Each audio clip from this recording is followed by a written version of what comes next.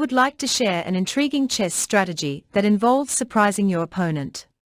Typically, opponents expect you to focus on achieving checkmate, but this strategy involves targeting their queen instead.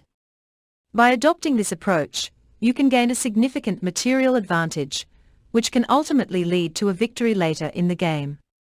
Let's begin with this trap. Let's imagine you're playing a game of chess as black.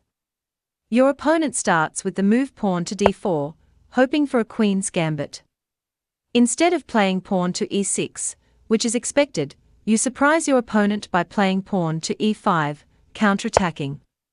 White will usually respond with pawn to d5, creating some problems for white, as they can't develop their knight normally.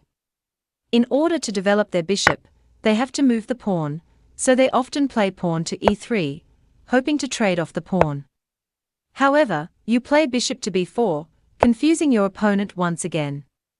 When white covers with bishop to d2, expecting a bishop trade, you play pawn takes e3, setting up a trap. Your opponent notices that they can win a bishop for nothing and captures on f2. However, king takes f2 is not an option for white, as it would lose the protection of the queen, allowing you to win it. Instead, white plays king to e2, hoping to maintain the guard of the queen.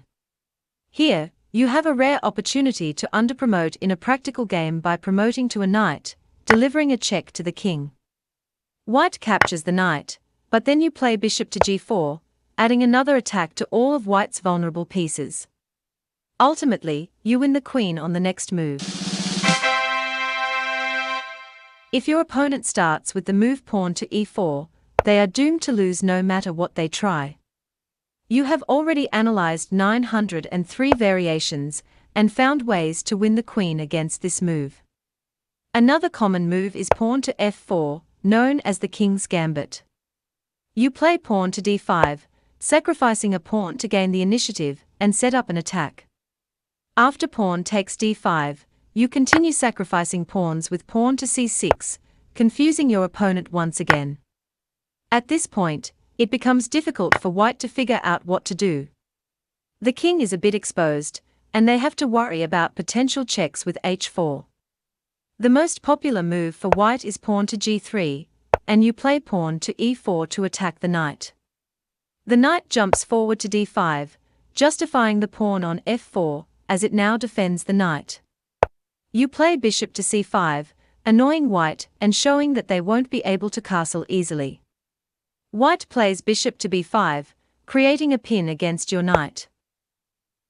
It seems like they can take the knight twice, but you calmly ignore it and play knight to f6. If white takes the knight on c6, hoping for a double attack, you play bishop to d7. After white wins the rook, they are happy, but you surprise them by saying, "Wait a second, you won a rook, but I'm going to win a queen." You play bishop to g4, trapping white's queen on its original square.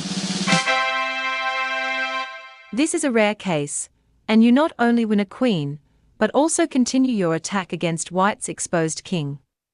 You are completely winning in this position, and you can even consider moves like queen to d4 or queen to g2 to further your advantage.